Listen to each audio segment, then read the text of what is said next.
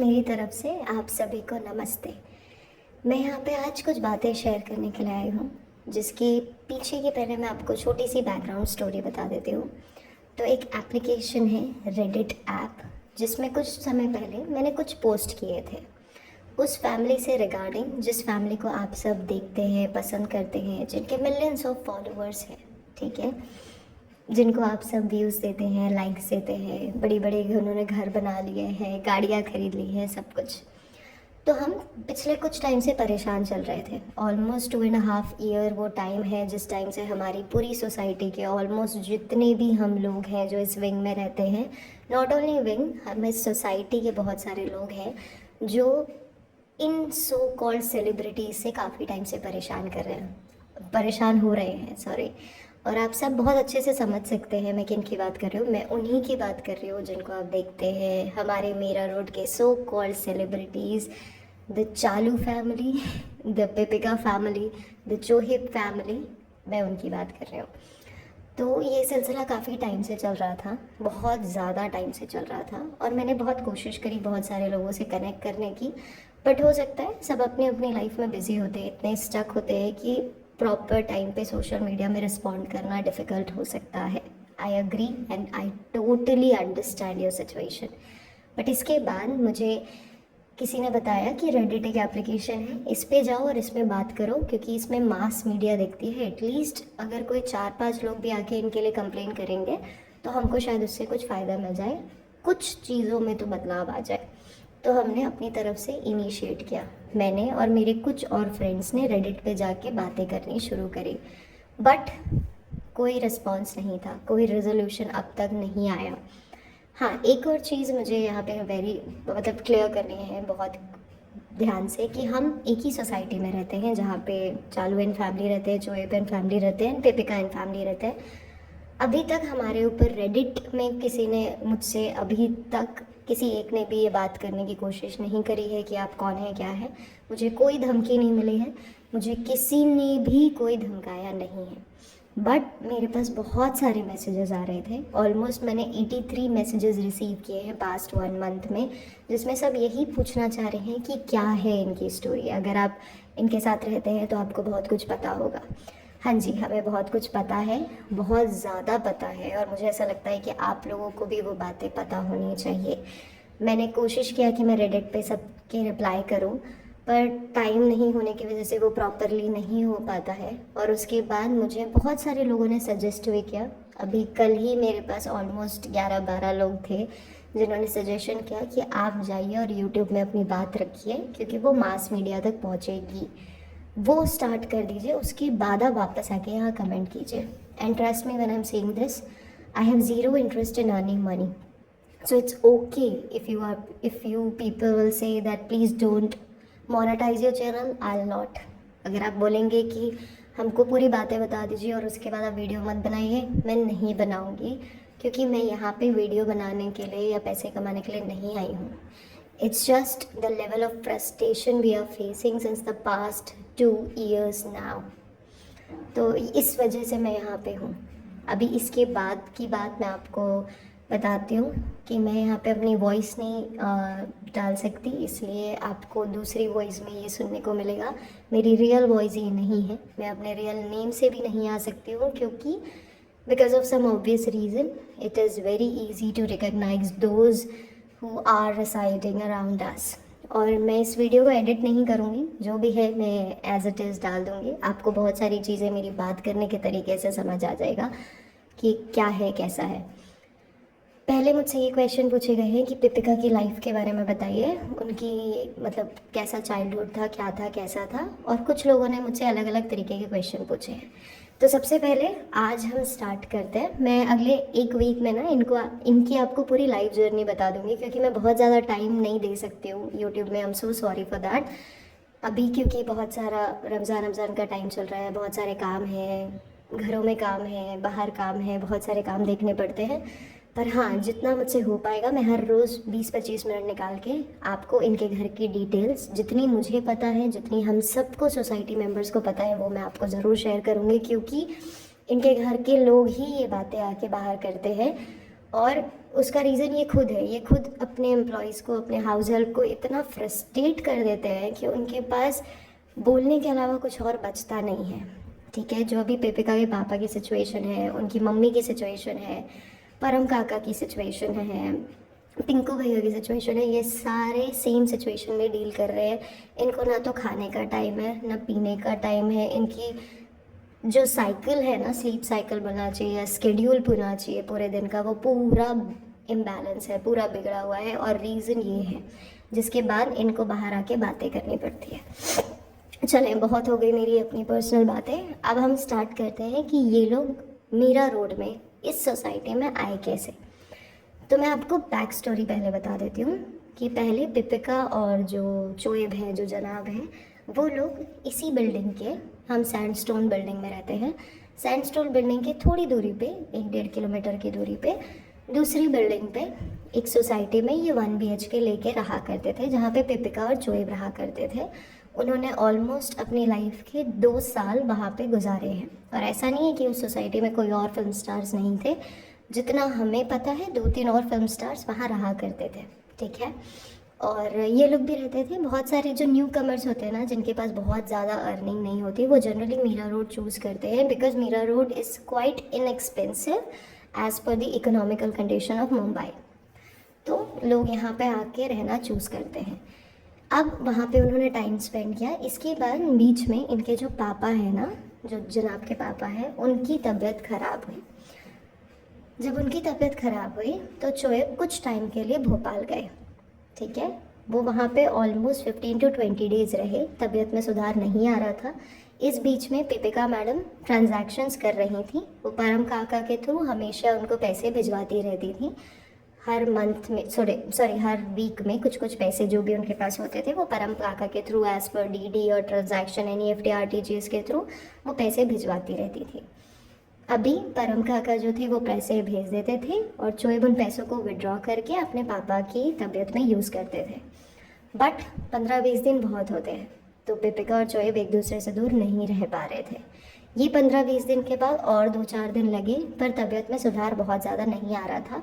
उनको minor stroke आया था, जो ब्रेन हैमरेज का सिचुएशन था। प्लस हमने ये सुना है कि उनको एंजाइटी अटैक्स भी उस टाइम पे आया करते थे, क्योंकि इनके घर में बहुत सारे प्रॉब्लम्स थी। धीरे धीरे हम उस पर भी बात करेंगे, पर ये इनिशियल स्टेज था। जब पिपिका को समझ आया कि और ज़्यादा दिन लगने वाले हैं, तो उसको रियलाइज़ हुआ कि अब हम इतनी दिन दूर नहीं रह सकते हैं, तो आप प्लीज़ वापस आ जाओ यहाँ पे। फिर चोएब ने सोचा कि हम जा सकते हैं या नहीं। और चोएब की जो मम्मी है, जो हमारी बहुत फेमस टुटारा बेगम है, उन्होंने पहले डिनाई किया इस सिचुएशन से, क्योंकि उनको लगता था कि नहीं, एक तो हिंदू है, हिंदू कन्वर्टेड टू क्रिश्चियन है, दूसरा पहले से इनके पास्ट में कुछ ऐसी हिस्ट्री रही हैं जो ये लोग एक्सेप्ट नहीं करना चाह रहे थे। इनिशियल डेज़ की बात कर रही हूँ मैं। इनके पापा तो हॉस्पिटल में एडमिट थे, तो उनको कुछ भी नहीं पता था। मैं चोएब के पापा की बात कर रही हूँ। पर इनकी जो मम्मी है वो उस टाइम पे डिनाइल मोड पे थी, क्योंकि उनका ऑब्जेक्शन पॉइंट्स ये थे कि first, other caste, that too Hindu. Second, एक सिचुएशन थी जो मैं आपको नेक्स्ट वीडियो में या नेक्स्ट ऑडियो में डिस्क्लोज़ करूँगी कि वो क्या है, कैसा है, सब कुछ। या शायद अगर यही ऑडियो थोड़ा लंबा अगर मैं कर सकती हूँ, तो इसमें ही मैं आपको वो सारी सिचुएशंस भी डिस्क्लोज़ करूँगी।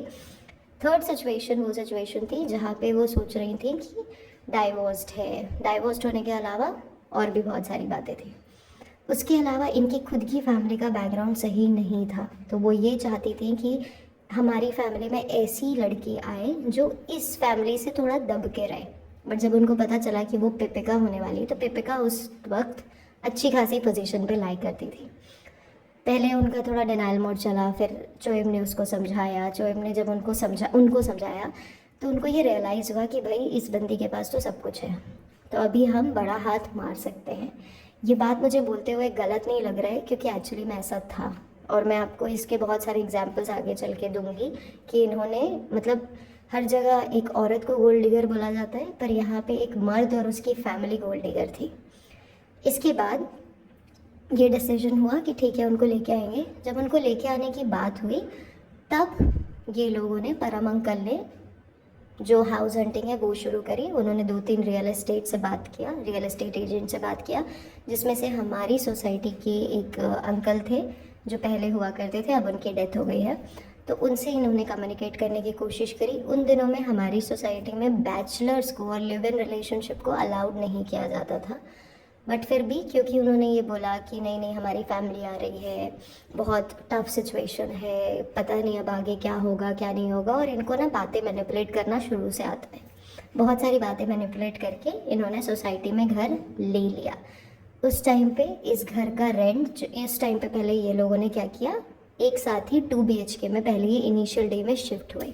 जब ये 2 BHK में इनिशियल डे में शिफ्ट हुए तब इनके बीच में कलेश होने शुरू हुए, और उस टाइम पे मैडम की जो मम्मी हैं वो भी यहाँ रहा करती थी, ठीक है। और इनकी मम्मी बहुत फन लविंग, अच्छी लाइफ जीने वाली लेडी हैं, जो अभी भी मोस्ट ऑफ द टाइम ऐसा होता है कि वीकेंड्स पे हमने देखा है कि वो ड्रिंक करती हैं, वो गाने आने चलाती हैं, पुराने गाने, अभी भी किशोर कुमार के, मोहम्मद रफ़ी के गाने चल रहे होते हैं, वो आराम से इंजॉय करती हैं, ड्रिंक वगैरह करती हैं, बच्चे का भी ध्यान रखती हैं, पर हाँ वो अपनी लाइफ अपनी तरफ से जीती हैं। तो मैडम उनके साथ रहा करती थी इनिशियल डेज़ में। तो जब शिफ्ट होने की बात हुई तो इन्होंने सोचा कि हम सबको साथ में शिफ्ट कर देते हैं, और उन्होंने यही सोच के सबको लेके आए कि सबको एक साथ शिफ्ट करेंगे। बट जब शिफ्टिंग की बात हुई तो सब एक साथ तो शिफ्ट हो नहीं सकते थे, और इनिशियल डे में ये दिखाना तो पॉसिबल नहीं था कि मैडम और जनाब साथ में रह रहे हैं।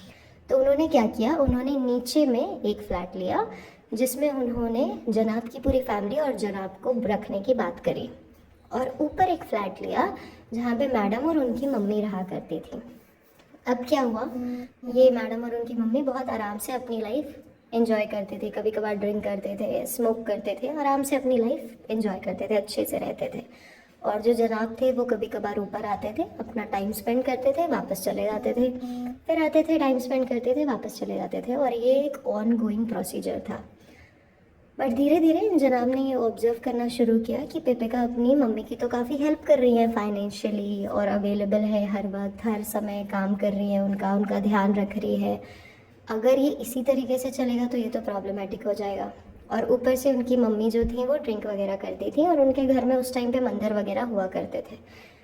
तो फिर जनाब ने धीरे धीरे पेपिका को ऐसे वुड पेकर की तरीके से होल्ड करना शुरू किया कि अब तुम समझो कि ये जो है ये ड्रिंक वगैरह करती हैं, मेरी फैमिली बहुत ज़्यादा मतलब रिग्रेसिव माइंडसेट से आती है, तो अगर ये ड्रिंक वगैरह करेंगे ना तो हमारी शादी में प्रॉब्लम होगी, तो तुम इस सिचुएशन को अंडरस्टैंड करो और इनको यहाँ से हटा दो।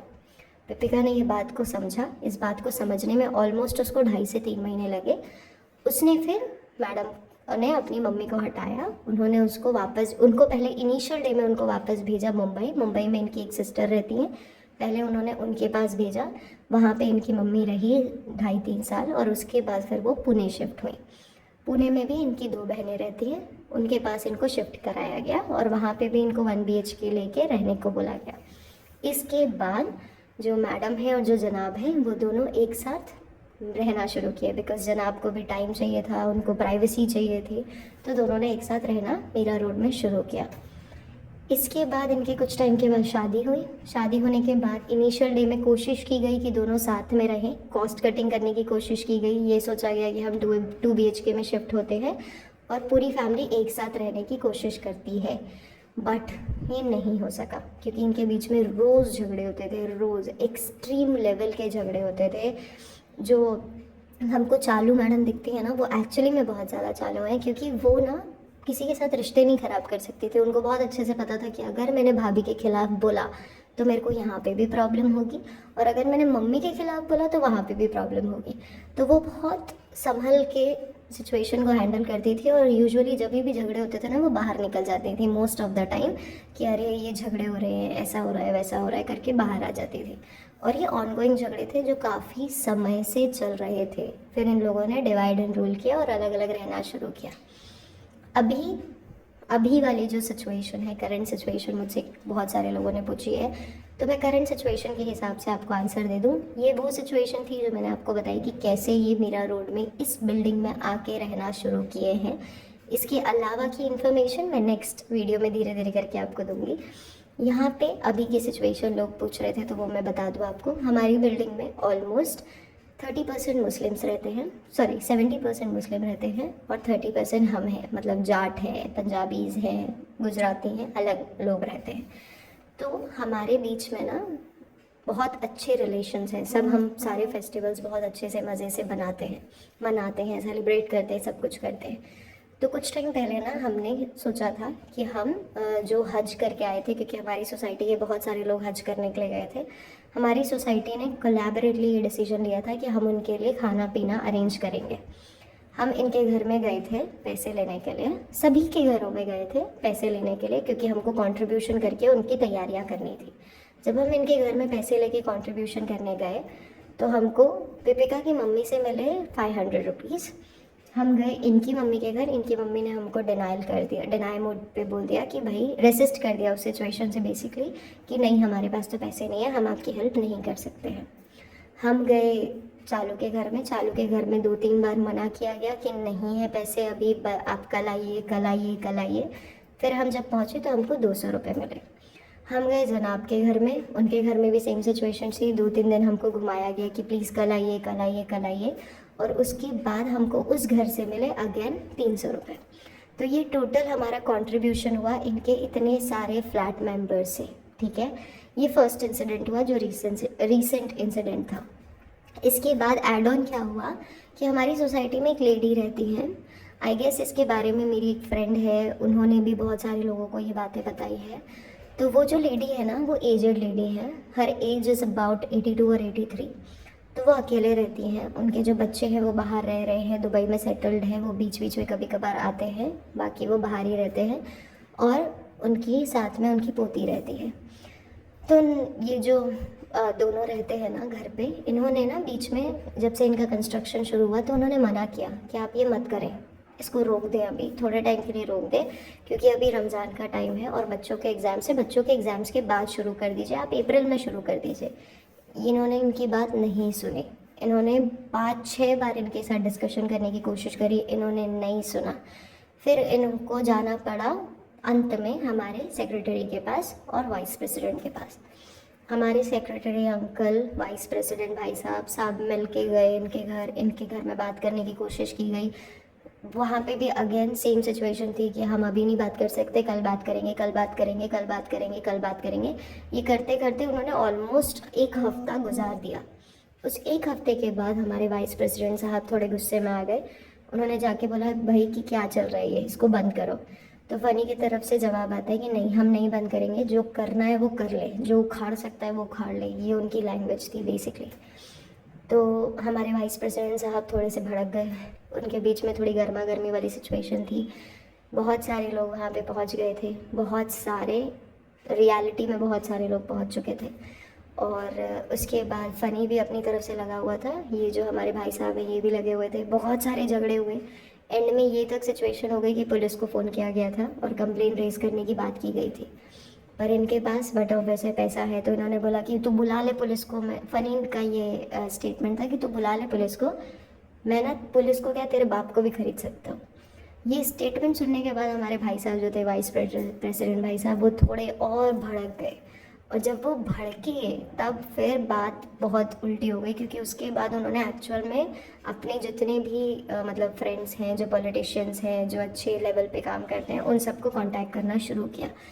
इसके बाद उनको समझ में आया कि सिचुएशन थोड़ी ख़राब हो गई, क्योंकि ये सारे आर्ग्यूमेंट्स चल रहे थे रात के 2:30 बजे, क्योंकि फ़नी उससे पहले घर में अवेलेबल ही नहीं हो रहा था। फ़नी अवेलेबल होता है रात के वक्त, वो भी अच्छे खासे फुल टू ड्रंक सिचुएशन में।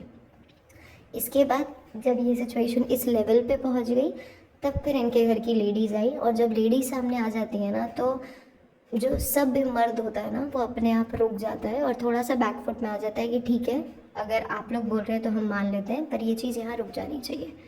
इन्होंने बात सुनी, 2-3 दिन के लिए इन्होंने नॉर्मल रखा, 2-3 दिन बाद इनका फिर से सेम कंडीशन शुरू हो गई। अब अभी भी सिचुएशन इनकी यही है। अभी इफ्तारी होने वाली है, कुछ दिन में हमारे यहाँ फंक्शन होने वाला है। नेक्स्ट वीक में ही हम लोग प्लान कर रहे हैं कि नेक्स्ट फ्राइडे को हम इफ्तारी का फंक्शन रखेंगे। उसमें हम लोगों ने पहले से बोला हुआ है कि इनको एक्सक्लूड करना है, बट इनकी तरफ से आया है, जनाब की तरफ से आया है एक प्रस्ताव जो उन्होंने पिंकू भैया से भिजवाया है कि प्लीज़ हमें ऐड करें, और उन्होंने रिटर्न में हमको सॉरी बोलने की बात करी गई है और ये बोला गया है कि हम कंस्ट्रक्शन का टाइम चेंज करेंगे। तो अभी हमारे जो वाइस प्रेसिडेंट भाई साहब हैं उनकी तरफ से ये बात रखी गई है कि जब तक आप चेंज नहीं करेंगे हम आपको किसी भी चीज़ में इंक्लूड नहीं करेंगे। तो अभी ये करेंट सिचुएशन चल रही है, ठीक है। अब बात करते हैं फ़नी के बारे में कि फ़नी किस तरीके का लड़का है, कैसा है, क्या है। इनिशियल डे में जब फ़नी यहाँ आया था, नया नया शिफ्ट हुआ था, बहुत अलग था, बहुत अलग, बहुत शांत, बहुत काम, बहुत कंजर्वेटिव, किसी की तरफ देखना नहीं, किसी की तरफ नज़र नहीं घुमाना, ऐसा। पर आज उससे बड़ा शेर तो कोई है ही नहीं।